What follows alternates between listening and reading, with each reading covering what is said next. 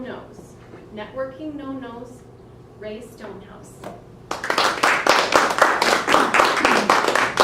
Thank you, Christina. What a great introduction. I couldn't have written that better myself. That's another story. Great introductions. By a show of hands, how many people network for their business? Business networking. A couple of people. How many people network for personal reasons? There's still a few hands that aren't going up there. Everybody should be networking for personal business, for personal pleasure, because there's advantage to building your network.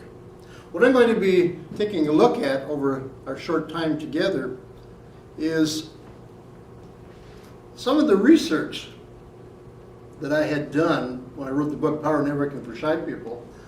I found that I could probably talk to you several hours on what you should be doing.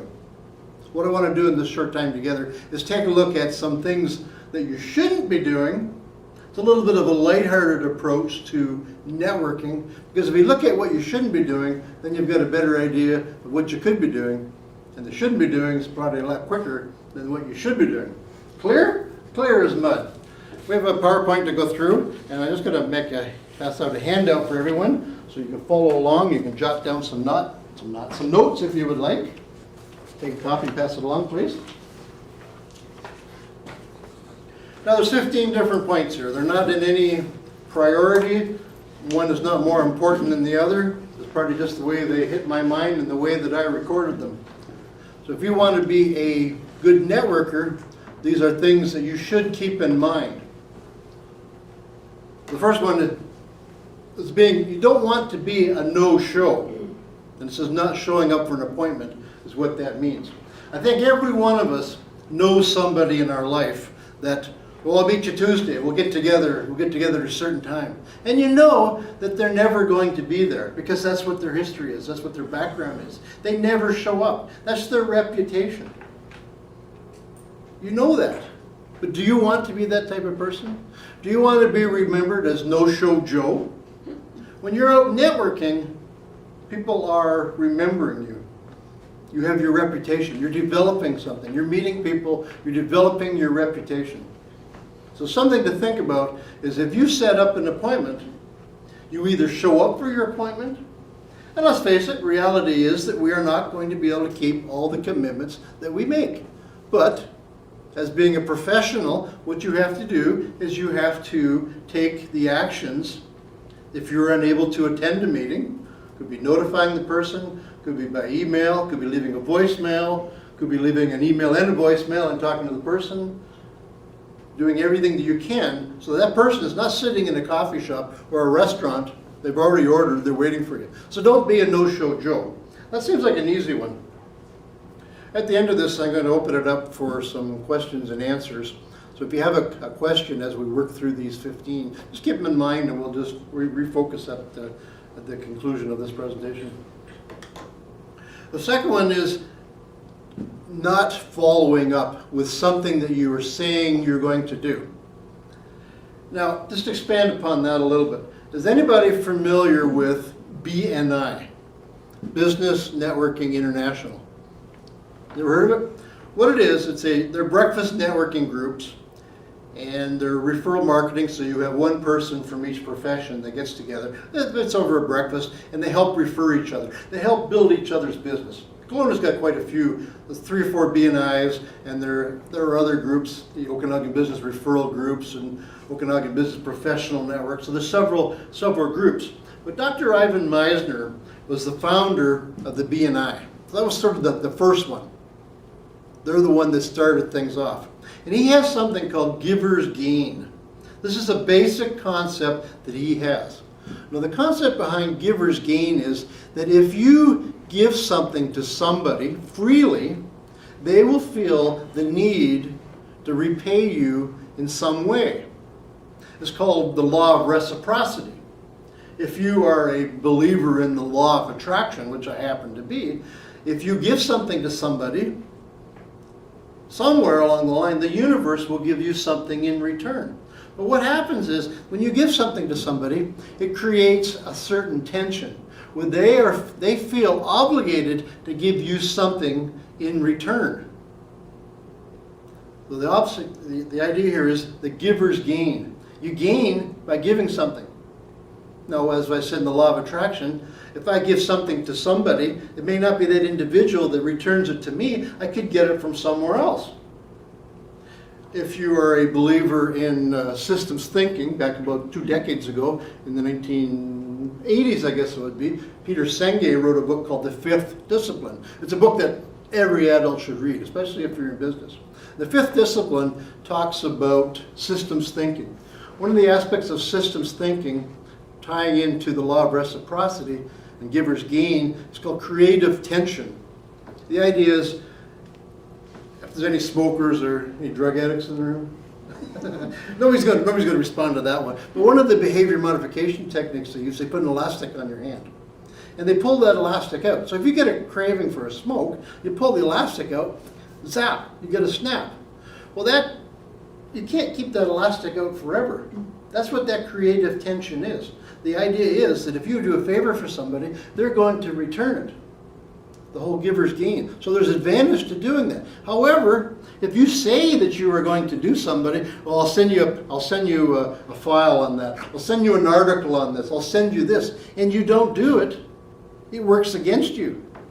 Well, in the first one, you're a no-show Joe. This one is you're not following up with people, and you'll get that reputation of not following up. So you don't want to do that. If you promise to do something, do everything that's in your means to be able to do so. If you can't do it, let the individual know that you're not able to do it, and you follow up with them later on. And you'll still win because they'll feel grateful that you did that. Now, this one's a little bit different. Same terms, not following up. But in this case, many people go to networking events, and they meet people, pass out their business card, and we'll get together. I'll give you a call next week. I have a colleague here in Kelowna. He is a financial planner.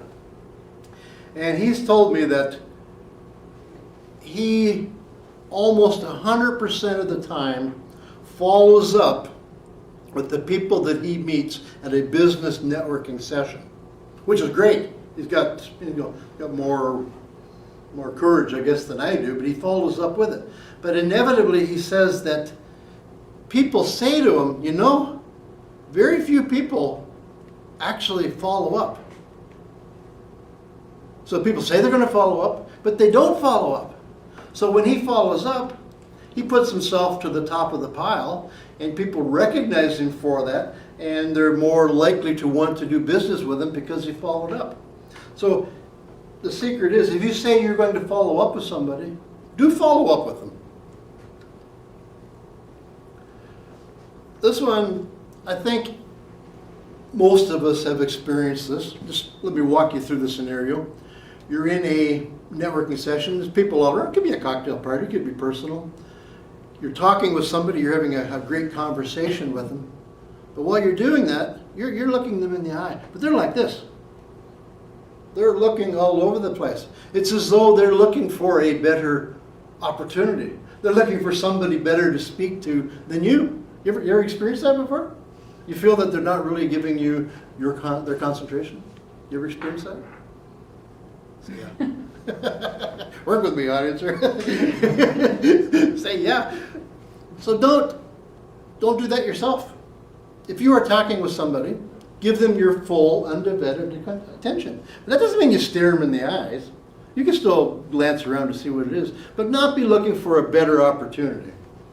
Because people will keep that in mind. They won't want to talk to you. And they'll remember that. As far as I'm concerned, there's no room for sexist or racist language anywhere, really. I don't think there is.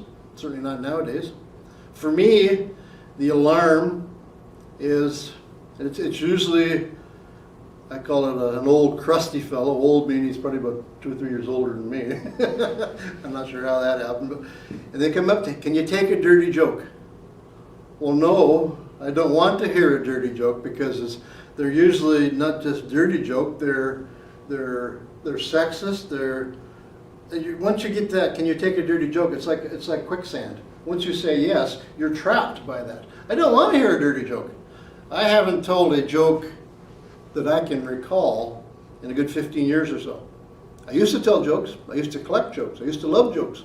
But I told a couple jokes, and it happened to be at a Toastmasters meeting, and I was called on it from my fellow members that the jokes were inappropriate. So I stopped using them. No, I try to fit humor, I try to fit entertainment into every presentation that I do. I just don't stand up and do jokes. So I don't believe that there's any room in a business networking session, you're mingling with somebody, to fit in sexist or racist language. And yet I'm sure there are people out there that when you talk to them, you'll recognize it when you hear it. You'll just have a feeling that something's not right here. I don't want to talk to this person. Now this one's for the gents. If you go to the gents and you come out, check to make sure your fly is done up.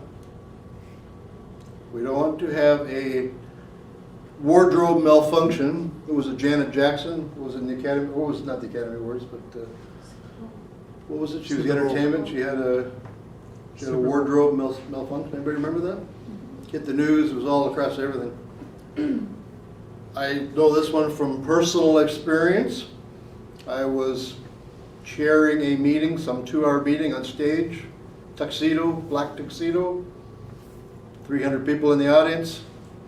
At the 2-hour mark, I sat down. I happened to notice that my fly was undone the entire time on stage. So the secret is, gents, if you got a black tuxedo, wear black underwear. That's all you got to do. Just make sure the fly is undone. While it may be a great conversation starter in other places, you know, the bull is ready to leave the pen is not what you want to talk about when you are at a networking session. So gents, double check. I learned this one in Kelowna. I probably knew about it. I had it at a networking session. I joined a discussion with several people. I was a realtor telling everybody how wonderful life was, how wonderful his life was, how wonderful he was. And he dominated the conversation. And after about 15 minutes trying to extricate myself from it, I finally did. And I actually went back and wrote an article on it because it had such a profound effect on me. If you're out there networking, you know, the expression is you've been given 2 ears and 1 mouth for a reason. So you can listen to twice as long as you would be talking. This gentleman did not understand that. He was the center of the audience. Don't waste your time on people like that. Move on. On the other side of it, don't be that way yourself. Even if you are wonderful. There's ways to fit things in. You can fit it in conversation, but it doesn't always have to be about you. You can share the conversation. This one, I think everybody can relate to this one. It's talking about somebody else who's not there. We call it gossip. It's malicious. And I think we all know somebody that is like this. There was an old joke. Well, I guess I do tell a joke. Here's a joke. We'll edit that out of the tape there. A fellow passes away and he goes to heaven. He's at the gates. And St. Peter tells him, well, go on for a while, come back and we'll have a chat a little later on. So he goes into heaven and he's walking around. And he can't help but notice that in every second or third tree, there's a suggestion box. He thought, well, that's weird. You know, this is heaven. Everything's supposed to be perfect. It's, you know, it's the afterlife. It's wonderful. So he finally met up for coffee. They were networking. Met St. Peter, and he said to that. He mentioned it to him. You know, this is supposed to be so perfect here. What's going on? And St. Peter told him. He says that there are some people in this world that are only happy when they're complaining. And I think that's an important thing, that there are people that we know in our lives, the people that we meet in our business connections, that are only happy when they're complaining or when they're putting somebody else down. When it gets caustic, when they're talking very negative about somebody else. You have to think, if this person is talking to me about somebody that I don't even know, and they're putting them down, what are they saying about me when I'm not there? So get toxic people away from you. Don't engage in their conversation, and don't be one yourself. Dump job. These aren't official ones. These are ones that I made up on my own. A dump job. A dump job is where you use the person you're networking with as a sounding board without asking their permission to do so. Well, in the last example, I mentioned people that are only happy when they're complaining. There are people that are not happy at all but complain all the time. Their life is miserable. They want to bring other people down to their level, so they're miserable. They're at a networking session when you think you'd be trying to set up network connections and look for business opportunities, look for similarities or commonalities. What they're doing is they use an unwilling partner or victim to tell their whole life story. But you've heard the expression, ain't it awful? Ain't it awful that such and such? Yeah, it's been a horrible week. My wife ran off with the milkman. Yeah, the kids like the milkman better than me.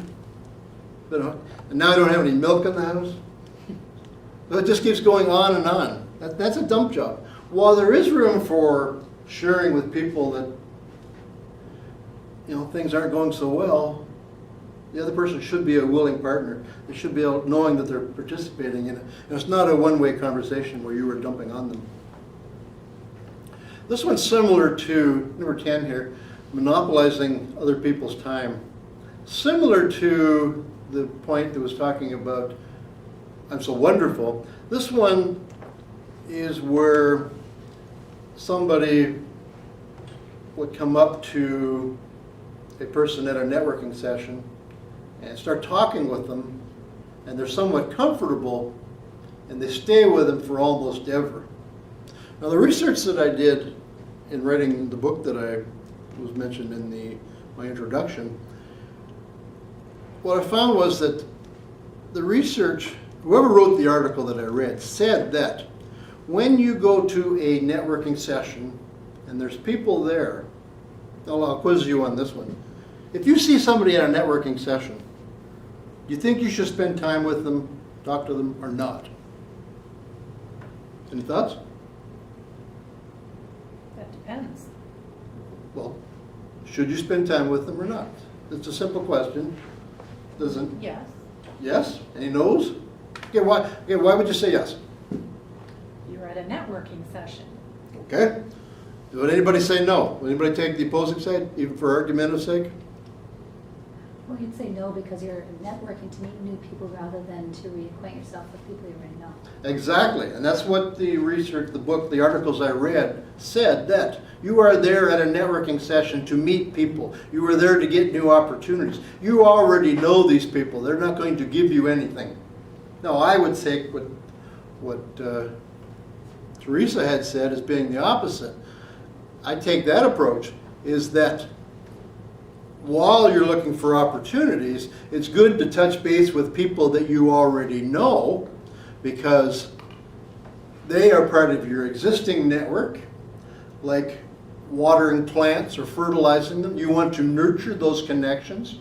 You want to share with those people. You want to be able to let them know what's new in your life and in your adventures, whether it be personal or business. You want to know what's in theirs, what's happening with their family, so you're developing a relationship at a deeper level than just strictly a business level. But even probably more important than that is that they are an effective tool for you for getting out there and meeting other people. By saying to them, okay, who do you know in this room that you've seen that I probably don't know that you could introduce me to? Who could help me with what I'm working on right now? So people that you know are an effective tool. But this point here focuses on monopolizing other people's time. This whole workshop or seminar was originally developed for shy networkers. What often happens, and you can pick out the shy networkers in a room, they tend to be on the side, they're not engaging with people, may not be making eye contact, or when they do latch onto somebody, they're into their comfort zone, and they may not want to let go. So if you're a shy networker, you need to let go of other people, not monopolize people's time. And if you're in the receiving end of it and people are monopolizing your time, it might be a great time to say, oh, there's somebody that I need to talk to over there.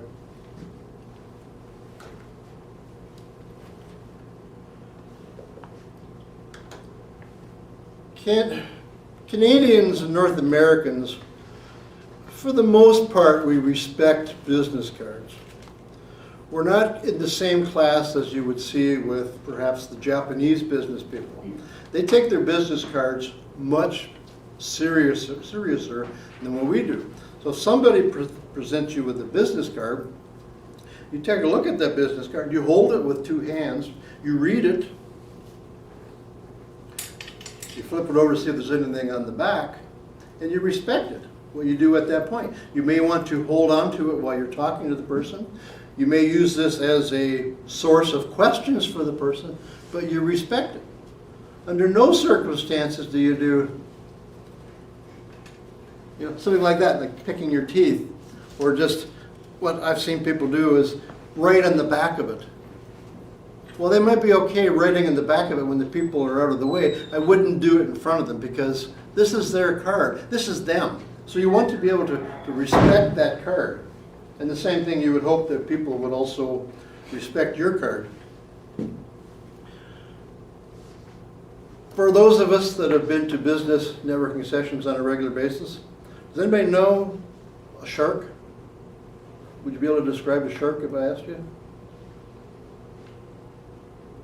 Part of the session that you didn't hear was another session where I had an interactive exercise where I had people act out a position of an egg, I call it the funky chicken, and the eagle. Those are three different categories that I see at a networking session. A shark is a person, they are there at that networking session. They are not there to get to know you. They are not there to learn more about you. They are there to make a sale. Quite often people will say these people fall into the categories of insurance salesperson or financial planners. They're there or network marketers for some of the networking platforms. They're there to make the sale on the spot. They're not there to develop an ongoing relationship. So don't act like a shark. That's the whole secret from here. The hit and run. If you've been hit by a shark, you'll know it. Because they're going to want your information, they're going to set something up, they want to almost know your bank stuff. Now, I can understand if you're just starting in business and you don't have your business cards ready, you're at a networking session, that happens. But if you've been in business for quite a while and you don't have business cards, people are going to start wondering, if you can't even do the basic steps of not having a business card, why would I want to do business with you? You haven't set yourself up as a professional. And I know a fellow that he was a furniture, well, he's an office furniture professional salesperson. Highly motivated, highly professional. Did not have business cards. He went to a speed networking event that I had, and his line was, how would you possibly forget a face like this? I don't need business cards. You're not going to forget me. And I thought, well, then I asked people about that, and they had their own thoughts about it. They thought it was really weird. Now I happen to notice that he works with the Dairy Queen now. Maybe he should have got himself a proper business card, because I guess people did forget him. So have your own business card. They have them on sale at Staples for $10 every so often. How can you beat that for 500 cards? Eating food while conversing. You go to a downtown business association, you go to a chamber of commerce, you get a ticket, you get a couple free drink tickets, you get some food. They always have somebody that provides hors d'oeuvres to showcase the restaurant or the catering establishment. Now think about this. You've got a plate in one hand, you've got your drink in the other hand. You come across somebody and you start to talk with them. So how do you shake their hand at this point? You got to get your plate, put it on your glass, precariously balance it out while you shake their hand. And then while you're doing that, you also have to go to the next step of being able to balance it, reach in, pass your business card over to them, and somehow be able to take theirs while you're having your food. My suggestion is, if you're at a networking session, don't eat while you're networking. Go on over in the corner, all the shy people, go over in the side, have your meal and your beverage, and then go back out to the networking session. And if they happen to have a spinach dip, stay away from it. Have you ever seen somebody or talked to somebody that's got a big hunk of spinach in their front teeth? You cannot concentrate possibly, on whatever they're saying, because all you're doing is going, you know, spinach, you're focusing in on that. So don't get yourself into that situation. Stay away from the spinach dip. Have your food from the side. Maybe having a drink later on, because you still got one hand free. And that's a good segue to the last one, is don't, well, it doesn't really say that, but that looks like it tells you to network while you're inebriated. But the point is not to network while you're inebriated. You go to these events, they give you 2 free tickets. If you do it right, you can pick up tickets from the non-drinkers. So you can get pretty loaded at one of these events if you chose to. Challenge is you are there for a purpose. You are there networking, you're a business professional, you're networking, you're going there for opportunities. And what happens, as most of us know that do drink, the more you drink, the less inhibited you are. You become disinhibited. You're more likely to say something that you probably shouldn't to a fellow professional, something that's going to be rememberable, not in the way that you want to be. You may see your picture on Facebook, which you really don't want to see in certain circumstances. As the commercial used to go, I don't know if they ever had it out here, but you are your own liquor control board. I think that really comes to play when you are business networking. Now, I don't know if the women in the room can attest to this, but some of the guys might be able to, and I might be stereotyping.